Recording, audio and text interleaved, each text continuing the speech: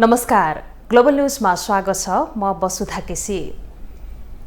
नमस्कार, म प्रनिशा लक्ष्मी। सुरुमा हेडलाइन्स।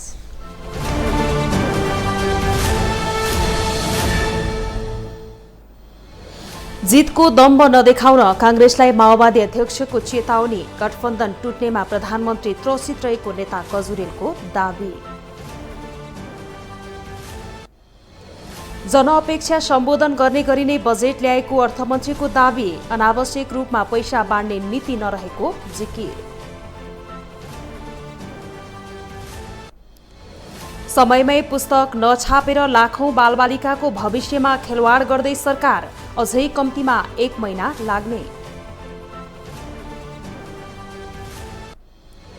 आर्थिक सङ्कटबाट निस्कन करको दर बढाउने श्रीलङ्काको निर्णय। व्यावसायिक आयकर 24बाट 30% पुग्यो। र युरो च्याम्पियनमा आज अर्जेन्टिना र इटली भिड्ने। खेल लन्डनको एम्ब्ली स्टेडियममा राति 12:30 बजे हुने।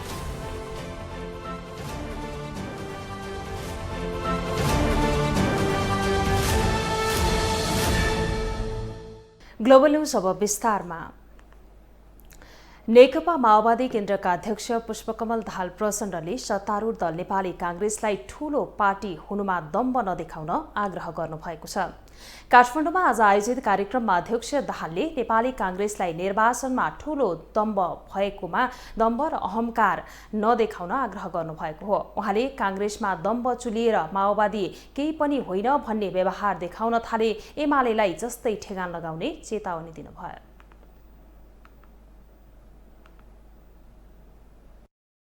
हामीले प्रधानमन्त्री बनायौं, मेहनत गरेरै बनाएको प्रधानमन्त्री हो। हाम्रो अहिले पनि उहाँ भइराख्नुहोस् भन्ने छ, हाम्रो अर्को केही छैन। हामी यो गठबन्धन लाने, तर हामी चिन्तित छौँ यति बेला फेरि कांग्रेस पनि एमाले जस्तै अहंकार र दम्ब चुलिएर माओवादी केही नै होइन, अब स्थानीयमा नि धेरै जसो ठाउँमा ठेगान लगाइयो, अब प्रदेश र सङ्घमा नै ठेगान लाउने भन्यो भने हामीले फेरि एमालेलाई ठेगान लाए जस्तै फेरि कांग्रेसलाई लगाउने दिन नआओस् भन्ने छ हामीलाई। अध्यक्ष दाहालले माओवादी केन्द्र गठबन्धनलाई कायम राखेरै अघि बढ्न चाहेको बताउनुभयो। उहाँले काठमाडौँ र धरानमा स्वतन्त्र उम्मेद्वारलाई जिताएर जनताले पार्टीहरूलाई पाठ सिकाएको बताउनुभयो। तर प्रणालीलाई कमजोर बनाएर स्वतन्त्रको राज्य नचल्ने उहाँको भनाइ छ। नै देशमा चलाउँछन् भन्ने भ्रममा चाहिँ हामी कोही नै पर्नु, त्यो अपवाद हो। उहाँहरू कुनै न कुनै रूपमा पार्टीहरूसँग समन्वय गरेर मात्रै आफ्नो कामलाई अगाडि बढाउन सक्ने स्थिति हुन्छ। अहिले यो देशमा पार्टी सिस्टम चाहिँ कमजोर बन्ने, स्वतन्त्रको राज्य चल्ने भन्ने यो बिल्कुल हुन सक्ने कुरा होइन। अध्यक्ष दाहालले गठबन्धन कायम रहने स्पष्ट रहेको भन्दै माओवादी केन्द्रलाई हल्का रूपमा नलिन पनि चेतावनी दिनुभयो। उहाँले माओवादी केन्द्रले जितेका स्थानीय तहमा पार्टीको आधार इलाका हुने गरी काम गर्न निर्देशन दिनुभयो। देशभक्त जनगणतान्त्रिक मोर्चाका अध्यक्ष सीपी गजुरेलले प्रधानमन्त्री शेरबहादुर देउवा माओवादी केन्द्र फेरि एमालेसँग मिल्न जाने त्रासमा रहेको दावी गर्नुभएको छ। काठमाडौँमा आज आयोजित कार्यक्रममा अध्यक्ष गजुरेलले माओवादी केन्द्रका अध्यक्ष पुष्पकमल दाहाल सङ्घ र प्रदेशको चुनावमा एमाले अध्यक्ष केपी ओलीसँग सहकार्य गर्न जाने हो कि भन्ने डरमा रहेको दावी गर्नुभयो। त्यसैले प्रधानमन्त्री जति सक्दो चाँडो सङ्घ र प्रदेशको चुनाव गराउने मनस्थितिमा रहेको उहाँको दावी छ। अर्थमन्त्रीले बजेट बनाइरहँदाखेरि उनले के भनेर सल्लाह दिएर प्रधानमन्त्रीले भने ल राख्नुपर्ने कुरा जति सबै राख्नुहोस् है, केही पनि नछोड्नु, किनभने आखिरको यो चुनावसम्मको लागि नै हो, चुनाव जित्नको लागि हो नि त। चुनाव जितेपछि देखा जाला के छ र, चुनाव जितेपछि त भइहाल्यो, हामीलाई चुनाव जित्ने भयो अर्को कुरा सबै राख्ने, जनता के भन्दाखेरि खुसी हुन्छ सबै हाल्ने। अहिले 15% चाहिँ मूल्य वृद्धि गराएको छ, त्यो बस्दाखेरि साँच्चै हो रहेछ जस्तो भनिरहेको छ। क्रान्तिकारी माओवादीका नेता समेत रहनुभएका गजुरेलले सरकारले चुनाव जित्ने गरी आगामी आर्थिक वर्षको बजेट ल्याएको दावी गर्नुभयो। अध्यक्ष गजुरेलले भारतीय विद्युतीय गाडी कम्पनीहरूसँग कमिसन खाएर सरकारले पेट्रोलियम पदार्थको खपत कम गर्न विद्युतीय गाडीको सञ्चालनमा जोड दिने गरी बजेट ल्याएको आरोप समेत लगाउनुभयो। संसदमा जारी बजेटमाथिको सैद्धान्तिक छलफलमा एमाले सांसदहरूले बजेटको आलोचना गरेका छन्। गम्भीर प्रकृतिका बिरामीलाई सहयोग गर्ने सरकारको घोषणामाथि नै एमाले सांसदहरूले प्रश्न उठाएको भए पनि सत्तारूढ दलका सांसदहरूले भने बजेटको बचाउ गरेका छन्। जेठ 15 गते संसदमा सरकारले पेश गरेको आगामी आर्थिक वर्षको बजेटमाथि सैद्धान्तिक छलफल जारी छ। मंगलबारबाट सुरु भएको छलफलका क्रममा प्रमुख प्रतिपक्षी दल नेकपा एमालेका सांसदहरूले बजेटको आलोचना गरिरहेका छन्। बजेटलाई हावादारी भनेको एमाले सांसदहरूले पनि बजेटमा उल्लेख गरिएका योजनामाथि प्रश्न उठाएका छन्। एमाले सांसद समेत रहेका पूर्व अर्थमन्त्री सुरेन्द्र पाण्डेले विदेशी मुद्राको सञ्चिति कम भइरहेको अवस्थामा बजेटले लिएको राजस्वको लक्ष्य पूरा गर्न नसक्ने दावी गरेका छन्। तपाईले फरेन करेन्सी दिनु भएन भने 12 खरब 40 अरबको चाहिँ रेभेन्यू कसरी कलेक्ट गर्नुहुन्छ? 12 खरब चाहिँ 40 अरबको रेभेन्यू कलेक्ट गर्नको लागि अब चाहिँ इम्पोर्टलाई चाहिँ जति पनि इम्पोर्ट गर भनेर छोडिदिनु पर्छ कि पर्दैन प्राइभेट सेक्टरलाई? अनि तपाईँ डलर कहाँ दिनुहुन्छ? अनि पर्सिदेखि राष्ट्र ब्याङ्कले के भन्नेछ भन्दा म डलर दिन सक्दिनँ भन्ने बित्तिकै आयात कटौती हुनेछ, तपाईँको राजस्व पनि टाइँ फिस हुन्छ, यो पैसा उठ्न पनि सक्दैन। त्यसो हुने बित्तिकै तपाईँको बजेटको लक्ष्य कतै भेट हुँदैन। सांसद हृदय त्रिपाठीले सरकारले बजेटमा समावेश गरेको किसान पेन्सन कार्यक्रम कार्यान्वयन हुन नसक्ने बताएका छन्। सांसद त्रिपाठीले किसानलाई पेन्सन दिनुको साटो समयमै बिउ र मल उपलब्ध गराउन सरकारसँग माग समेत गरेका छन्। किसानलाई पेन्सन दिने भनेको के हो हावादारी कुरा हो। यो चाहिँ पेन्सनको कहाँबाट चाहिँ यो चाहिँ यदि बिमाको किसान या चाहिँ कृषि उपज बिमाको कुरा गरे भए पनि अलिकति बुझिन्थ्यो। पेन्सन दिने कुन संरचनाले त्यो पनि योगदानको आधारमा पेन्सन प्राप्त गर्ने के मोडालिटी हुन्छ, यस विषयमा कसैले भनिदियो र अर्थ मन्त्रालयले राखिदियो। अर्को कुरो के छ भने कृषिमाथिको लगानी र किसानमाथिको लगानी सबभन्दा नेपालको कृषिको सबभन्दा विडम्बनापूर्ण पक्ष भनेको यही हो। राप्रपाका अध्यक्ष समेत रहेका सांसद राजेन्द्र लिङदेनले सरकारले संसदमा पेश गरेको आगामी आर्थिक वर्षको बजेटले आम जीवनमा परिवर्तन ल्याउन नसक्ने बताएका छन्। उनले मुलुक आर्थिक सङ्कटमा फस्न थालेको देखिएको भन्दै मूल्यवृद्धि नियन्त्रण गर्नतर्फ सरकार लाग्नुपर्ने बताएका छन्। देशमा अहिले जुन प्रकारको आर्थिक सङ्कट देखिँदै गएको छ, जुन प्रकारको मूल्य वृद्धि देखिँदै गएको छ, त्यसलाई रोक्नेतर्फ यो बजेट उन्मुख छैन। यो बजेट केवल निर्वाचन लक्षित छ। आगामी निर्वाचनलाई केन्द्रमा राखेर ल्याइएको छ। यो बजेटको स्रोत के हो, यसको कार्यान्वयनका आधारहरू के हुन्, कहीँ पनि स्पष्ट छैन। संसदमा जारी बजेटमाथिको सैद्धान्तिक छलफल शुक्रबार सक्ने तयारी छ। सांसदहरूले उठाएका प्रश्नको जवाफ अर्थमन्त्रीले दिएपछि विनियोजन विधेयक स्वीकृत हुनेछ। त्यसपछि मन्त्रालयगत छलफल सुरु गरेर असार 15 गते अघि नै बजेट संसदबाट पारित गर्ने सरकारको तयारी छ। ग्लोबल टेलिभिजनका लागि अमृत राज काफले, काठमाडौँ।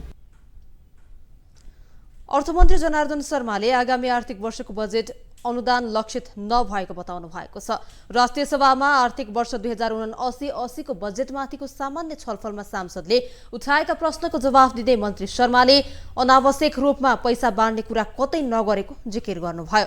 प्रमुख प्रतिपक्षी दल नेकपा एमालेका सांसदप्रति लक्ष्य गरी उहाँले विगतमा अनुदान बाँडिएको अभ्यासको झलझलको अहिले पनि आइरहेको बताउनुभयो। उहाँले प्रतिपक्षी दलहरूलाई बजेट अनुदान नदिनेमा ढुक्क हुन आग्रह गर्नुभयो।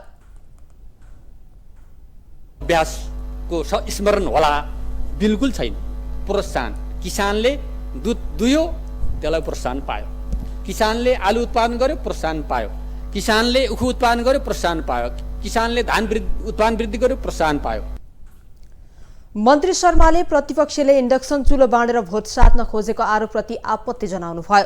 उहाँले प्रतिपक्षीलाई पनि साथमा लिएर चुलो बाँड्ने कार्यक्रम बनाउने बताउनुभयो। उहाँले नेपालको विद्युतीय संयन्त्रले 25% मात्रै विद्युतीय उपकरणको प्रयोग धान्न सक्ने भएकोले त्यसै अनुसारका संरचनामा जोड दिएको बताउनुभयो। व्यवस्था गरिएको छ, त्यसले संरचना वृद्धि गर्दै जाँदा त्यसलाई 100% पुर्याउने कुरा हो। त्यसकारण त्यसलाई सिंहदर बाराबाट सुरु गर्ने भनेर गरिएको छ। बिस्तारै जनतामा लिएर विद्युतीय चुलो पुर्याउने कुरा हो। योसँग भोट साट्ने कुरा बिल्कुल छैन। अर्थमन्त्री शर्माले संरचनात्मक परिवर्तन प्रणालीका आधारमा सबै वर्ग र समुदायलाई समेटेर संविधानले प्रदान गरेका अधिकार कार्यान्वयन गर्न नयाँ सोचमा जानुपर्ने बताउनुभयो। उहाँले सरकारले देशभरबाट जनताले दिएका सुझावका आधारमा नै बजेट निर्माण गरेको बताउनुभयो।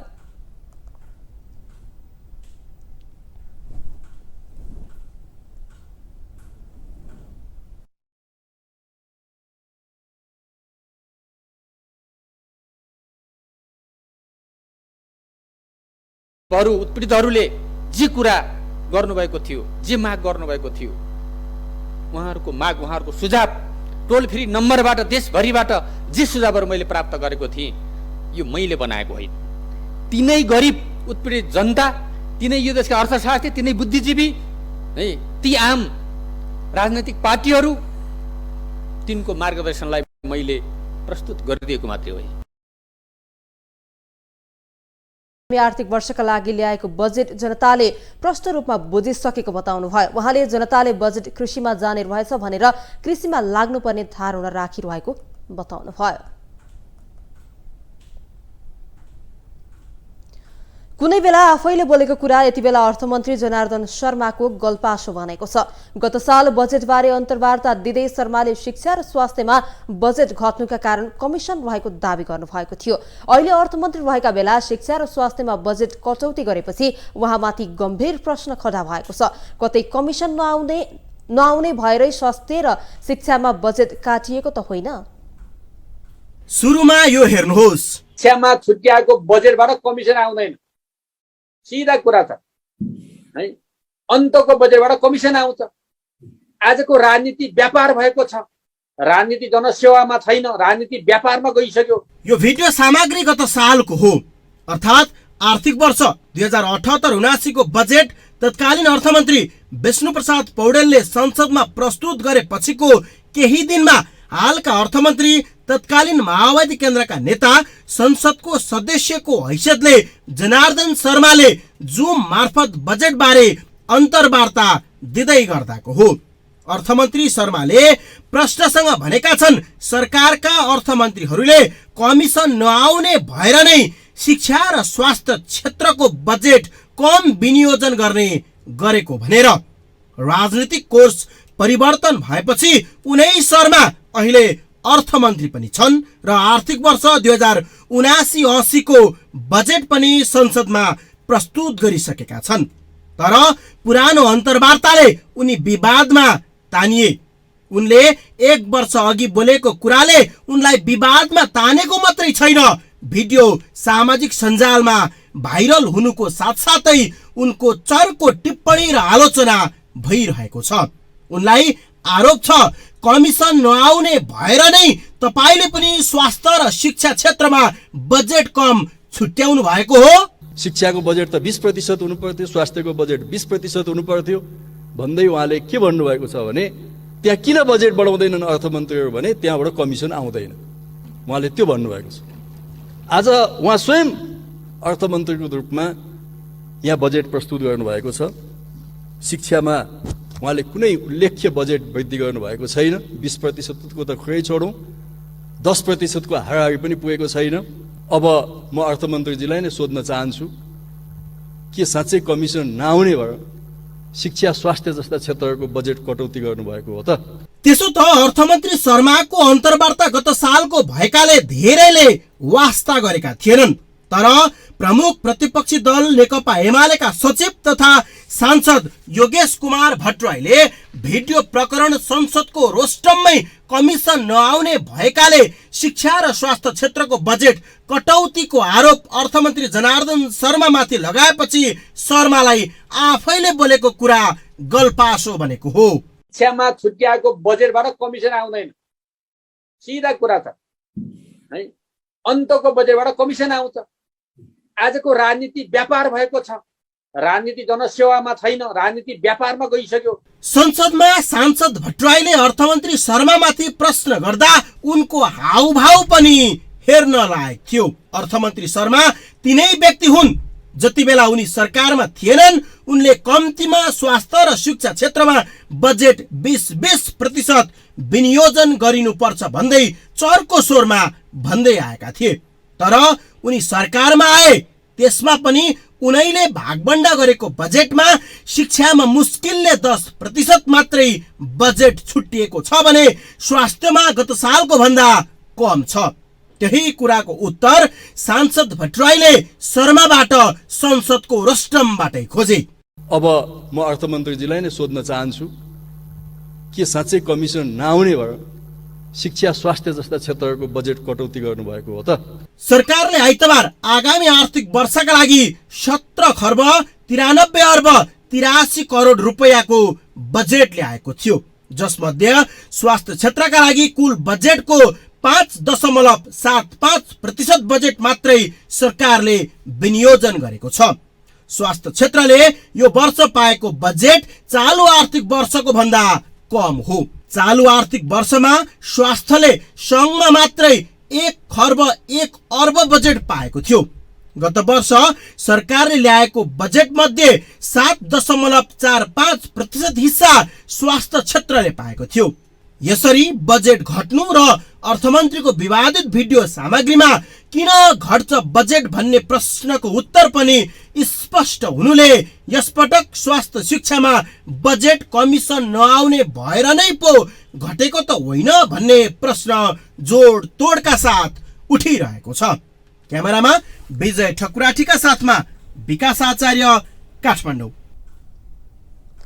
एकीकृत समाजवादीका सांसद डाक्टर बेदुराम भुषालले मनमोहन अधिकारीपछि एमालेको नेतृत्वमा सरकार नबनेको प्रतिक्रिया दिनुभएको छ। राष्ट्रिय सभा बैठकमा आज आगामी आर्थिक वर्षको बजेटमाथिको छलफलमा भुषालले सभामा केही सांसदले केपी ओली नेतृत्वको एमालेको सरकार भनेको प्रति आपत्ति जनाउनु भएको हो। उहाँले 2051 सालपछि एमालेको नेतृत्वमा सरकार नबनेको दावी गर्नुभयो। केपी ओली नेतृत्वको पहिलो पटक र एमाले र माओवादीको संयुक्त सरकार बनेको स्मरण गराउनुभयो। ओली दोस्रो पटक नेकपा नेतृत्वको सरकारको प्रधानमन्त्री बनेको उहाँको भनाइ छ। र 73 सन् 19 सम्म रहनु भएको थियो। त्यति बेलाको सरकार एमाले र माओवादीको संयुक्त सरकार थियो। माओवादीले समर्थन गरेर त्यो सरकार बनेको थियो। त्यसको नेतृत्वमा एमालेको नेतृत्वमा म आफै पनि थिएँ। त्यो सरकार बनाउनु पर्छ भन्ने कुरामा सानोतिनो भए पनि पहल गर्ने मान्छे पनि थिए। म सुन्दैछु फेरि यो त एमालेको सरकार थियो। कसरी भयो एमालेको सरकार? दुईटा पार्टीको सरकार। सांसद भुषालले र विद्युतको उपयोग गरेर पेट्रोलियम पदार्थको प्रयोग कटौती गर्छु भन्ने तर विद्युतीय साधनहरूमा महसुल बढाउने निर्णय विरोधाभास भएको दावी गर्नुभयो। उहाँले गत सालको बजेट तत्कालीन सरकारले संसद बाहिर प्रस्तुत गर्दै संवैधानिक प्रणालीमा अवरोध गरेको आरोप लगाउनुभयो। ग्लोबल न्यूजमा एकैछिन ब्रेक। ब्रेकपछि स्वागत छ। अब बाँकी न्यूज। नयाँ शैक्षिक सत्र सुरु भएसँगै विद्यार्थीको हातमै पाठ्यपुस्तक पुर्याउने सरकारको नारा औपचारिकतामै सीमित भएको छ। नयाँ शैक्षिक सत्र सुरु भएको 3 साता भइसक्दा पनि विद्यार्थीले पुस्तक पाएका छैनन्। सरकारले जेठ 1 देखि शैक्षिक सत्र सुरु गरेर जेठ 5 देखि पठन पाठन सुरु गरे पनि विद्यालयमा पाठ्यपुस्तक उपलब्ध हुन नसक्दा लाखौं विद्यार्थीको भविष्य अन्योलमा परेको छ। चुनाव ताका रातारात मतपत्र छाप्ने जनक शिक्षा सामग्री केन्द्र अहिले भने समयमै पाठ्यपुस्तक छाप्न सकिरहेको छैन, जसले लाखौं विद्यार्थीको भविष्य अन्योलमा परेको छ। सबैजसो सामुदायिक विद्यालयले नयाँ शैक्षिक सत्र सुरु गरे पनि पाठ्यपुस्तक नहुँदा यति बेला पठन पाठनमा असहजता सिर्जना भएको छ। जनक शिक्षा सामग्रीको लापरवाहीले विद्यार्थीले पुस्तक पाउन नसकेको स्पष्ट छ। तर जनक शिक्षा सामग्री केन्द्रले भने सक्दो प्रयास गरिरहेको जिकिर गरेको छ। अब यसपालि चाहिँ यो मतपत्र छपाईको कारणले र पाठ्यपुस्तकलाई आवश्यक पर्ने कागजको नियमित आपूर्ति नभएको कारणले गर्दाखेरि केही समय ढिला हुन गएको मात्रै हो। यसपालि मात्रै यो नियमित रूपमा कागज आपूर्ति नहुने यो अन्तर्राष्ट्रिय कारणले गर्दाखेरि कागज नियमित आपूर्ति भएन र मतपत्र पनि छपाई गर्नु परेको कारणले यो भएको हो। अब अहिले हामीले मतपत्र छपाई गर्ने छुट्टै मेसिन र यो पाठ्यपुस्तक छपाई गर्नको लागि छुट्टै मेसिन हामीले खरिद प्रक्रिया पनि अगाडि बढाइसकेका छौँ। त्यसकारणले नयाँ मेसिनहरू पनि आउँदैछ पाठ्यपुस्तक छपाई गर्ने। त्यो भएर अर्को वर्षमा यो समस्या हुँदैन। अहिलेसम्म जनक शिक्षा सामग्री केन्द्रले 1 करोड 60 लाख भन्दा बढी पाठ्यपुस्तक छपाई गरिसकेको छ। तर अझै 30 लाख बढी पाठ्यपुस्तक छपाई गर्न बाँकी छ। यसपटकको नयाँ शैक्षिक सत्रका लागि 1 करोड 90 लाख बढी पाठ्यपुस्तक आवश्यक पर्ने शिक्षा मन्त्रालयको तथ्याङ्क छ। तर जनक शिक्षाका प्रवक्ता आचार्य भने अबको 1 महिनामा पाठ्यपुस्तक छपाई र ढुवानी गरी प्रत्येक विद्यार्थीको हातमा पुर्याउने दावी गरेका छन्। हामी कम्तीमा 1 महिनाभित्रमा यो सक्ने भनेर लागिरहेका छौँ। अब 1 महिनाभित्र हामी छपाई गरिसक्यौँ भन्दाखेरि बाँकी 4-5 दिनमा हामीले वितरण पनि गरिसक्छौँ। अब त्यो हुँदाखेरि असार मसान्तसम्ममा सबै कुराहरू हामीले गरिसक्छौँ जस्तो लाग्छ हामीलाई यो वर्षको। चुनावको बेला रातारात मतपत्र छपाई गरेको जनक शिक्षा सामग्री केन्द्रले पाठ्यपुस्तक उपलब्ध नगराएपछि अहिले पाठ्यक्रमका आधारमा शिक्षकले बोर्डमा लेखेर विद्यार्थीलाई अध्ययन गराउन बाध्य भएका छन्। त्यसो त पुस्तक अभाव अहिलेको मात्रै समस्या होइन। हरेक शैक्षिक सत्रमा समयमै पुस्तक विद्यार्थीको हातमा पुर्याउन सरकार असफल बनिरहेको छ। पाठ्यपुस्तकको छपाई र ढुवानीमा लापरवाही गरिँदा बालबालिकाको पढाइमा ठूलो असर परिरहेको छ। ग्लोबल टेलिभिजनका लागि क्यामेरामा गणेश पूर्वछाने मगरका साथमा विनोद विक्रम भण्डारी, काठमाडौँ। अब पालो ग्लोबल भोइसको।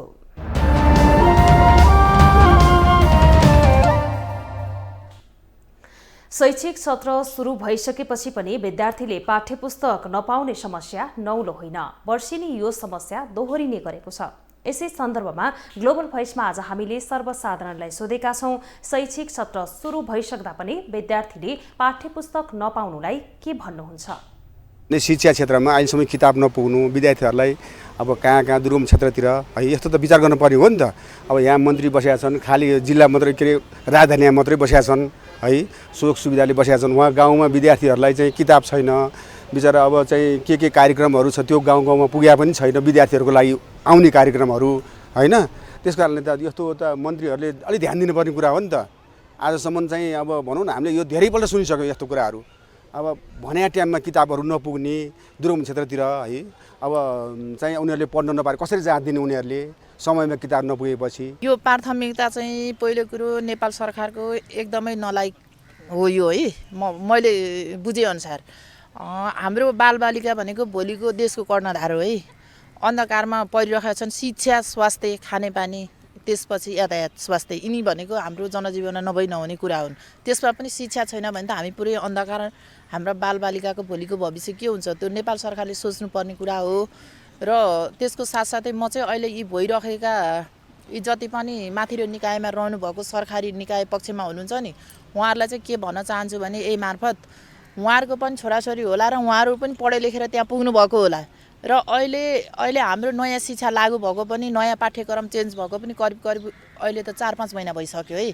4-5 महिनामा कति घाटा पर्छ? जस्तै हामी एक दिन स्कुल नजाँदा हामी पनि पढेरै आएको, कति घाटा थियो त्यो बेहोर्छ कसले? हाम्रो ती बालक बालिकाले त बेहोर्ने कुरो भएन नि। त्यस कारण नै हामी अभिभावकले पनि यो दबाब दिनुपर्छ ठाउँ-ठाउँबाट। जस्तै अब विकट जिल्लामा त जहिले पनि ढिलै जाने गरेको, पिछडिएको जिल्लामा अहिले त अब इन्टरनेसनल न्युज।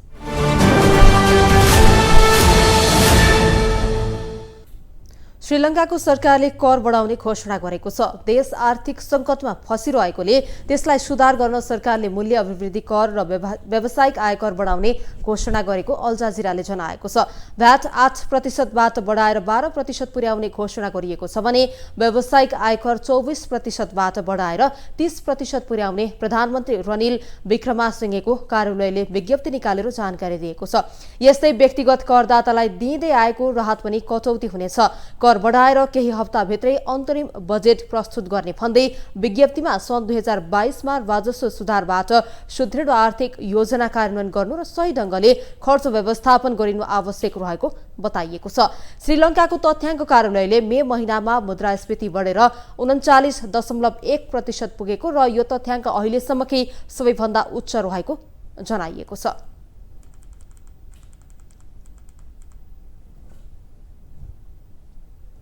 अब स्पोर्ट्स न्युज।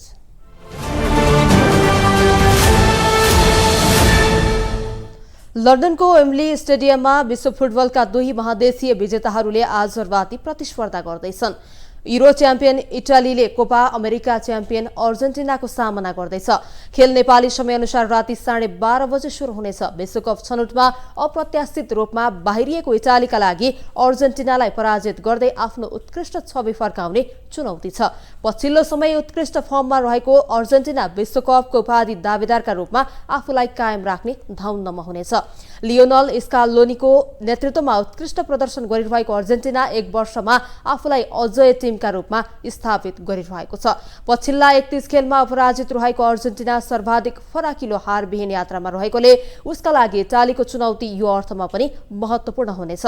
पछिल्लो पटक अर्जेन्टिना गत मार्चमा इक्वेडरको इक्वेडरसँग 1-1 को बराबरीमा रोकिएको थियो। यी दुई राष्ट्रबीचको खेल इतिहास हेर्ने हो भने इटालीले अर्जेन्टिनामाथि तुलनात्मक रूपमा केही बढी जित निकालेको छ। तर पछिल्लो 33 वर्ष यता भने अर्जेन्टिना इटालीसँग हारेको छैन।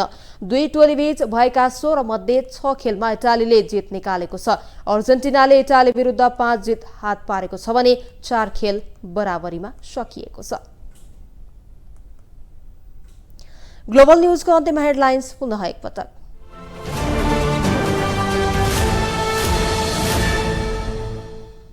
जितको दम्ब नदेखाउन कांग्रेसलाई माओवादी अध्यक्षको चेतावनी। गठबन्धन टुट्नेमा प्रधानमन्त्री त्रसित रहेको नेता गजुरेलको दावी।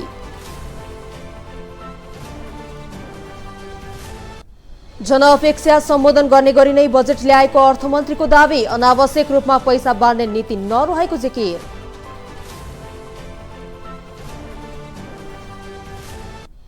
समयमै पुस्तक नछापेर लाखौं बालबालिकाको भविष्यमा खेलवाड गर्दै सरकार। सबैतिर पुग्न अझै कम्तीमा 1 महिना लाग्ने। आर्थिक संकटबाट निस्किन करको दर बढाउने श्रीलङ्काको निर्णय। व्यावसायिक आयकर 24 बाट 30% पुग्यो।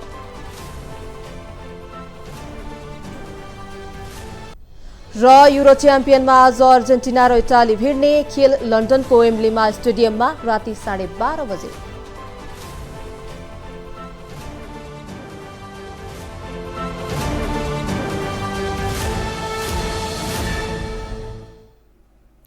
ग्लोबल न्यूज अहिलेलाई यति नै। ग्लोबल टेलिभिजन तपाईँ फेसबुक तथा युट्युबमा पनि प्रत्यक्ष हेर्न सक्नुहुनेछ।